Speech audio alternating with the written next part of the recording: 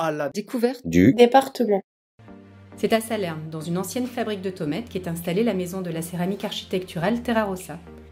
Ce musée municipal, ouvert en 2009, retrace les grandes heures de la production locale au XIXe et XXe siècle, mais l'histoire locale de la céramique est bien plus ancienne. On a retrouvé dans une grotte sur Salerne des céramiques qui, pour les plus anciennes, remontent à 7000 ans. Donc ça fait un très lourd passé de travail de la céramique, effectivement, sur le territoire de Salerne. On voit aussi dans ces poteries l'apparition de la cuisine dite un peu moderne, les premières soupes, les premières ragouts et les premiers mélanges, en fait. Entre le moment où on découvre ces premières poteries qui étaient vraiment de l'utilitaire et ce qu'on arrive justement sur la production de terre cuite, par contre, avec la même matière première, on est d'accord avec notre argile de Salerne.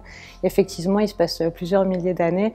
On retrouve les premières tomates fin 1700, début 1800. On a la chance sur Salerne d'avoir beaucoup de carrières d'argile avec une terre rouge qui est assez riche en fer.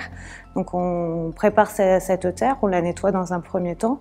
On en faisait ce qu'on appelait des pastons, qui étaient en fait des grosses boules d'argile entre 8 et 12 kilos, et qui passaient l'hiver dans une pièce où là l'argile un petit peu va travailler, va entre parenthèses pourrir, mais devenir plus élastique et malléable. Et on récupérait ensuite cette argile la saison d'après pour la découper, la façonner en terre cuite. Les premières tomates étaient faites à partir de moules, donc on retrouve des tomates qui ne sont pas très régulières. L'apparition de ces machines permet de faire ce qu'on appelle la tomate mécanique, donc c'est-à-dire qu'on va avoir une tomate qui va être égale en taille et qui va avoir une épaisseur semblable aussi. Grâce à l'arrivée du chemin de fer fin 1800, elles ont pu être exportées jusqu'aux ports de Toulon et Marseille, et là on les retrouve un petit peu partout dans le monde. Au Paraguay, en Uruguay, c'était des pays qui étaient vraiment très friands de notre tomate, du fait de sa qualité, mais aussi du fait dans ces pays où il fait très chaud comme chez nous, elle permet de conserver la fraîcheur dans les maisons. Avant la Première Guerre mondiale, en 1913, on recense 53 fabriques sur Salerne qui faisaient travailler à peu près 1200 personnes, et il sortait à peu près tous les ans de ces fabriques 60 millions de tomates. On a officieusement, on pourrait presque rajouter un zéro derrière. À l'époque, c'est vrai que la comptabilité n'était pas aussi bien tenue qu'aujourd'hui. Quand ça marchait très bien, on ne pouvait pas le dire trop fort non plus. Donc effectivement, les 60 millions, c'est ce qu'on annonce officiellement. Officieusement, on est plus près des 500 millions. Sachant que nous, dans le four du musée, la chambre du four que l'on a pouvait accueillir à peu près 200 000 tomates. Donc c'était à chaque fois des grosses cuissons, des grosses productions. On propose une collection de 2500 carreaux décorés en provenance de toute la France qui vont du Moyen-Âge à fin 19e, début 20e. Et tous les ans, on propose différentes expositions temporaires, donc que ce soit sur l'art de la céramique ancien, récent, contemporain, sur du design, Voilà, faut savoir qu'on retrouve de la céramique un petit peu dans tous les corps de métier. Ça va dans la dentition, à l'aérospatiale, donc on essaye aussi de s'ouvrir un petit peu sur toutes les formes de céramique.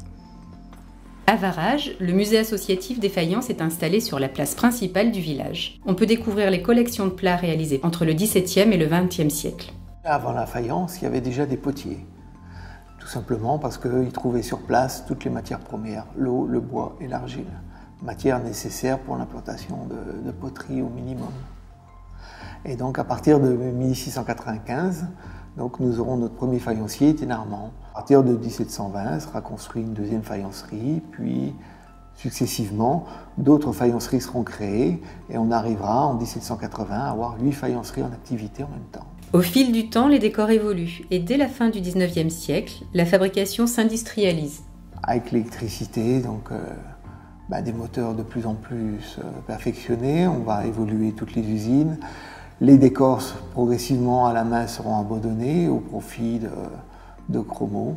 Le musée est aussi l'occasion de découvrir les différentes techniques utilisées par les faïenciers de Varage. Des techniques pour travailler en premier lieu les formes comme le tournage, le modelage, l'estampage ou le coulage. Le musée présente aussi les techniques propres au faïençage comme le grand feu, le petit feu, puis à partir de 1850, la faïence fine. 2 artisans perpétuent le savoir-faire dans le village et la faïencerie de Varage en Provence poursuit une production manufacturière. Rendez-vous vendredi pour l'agenda du week-end.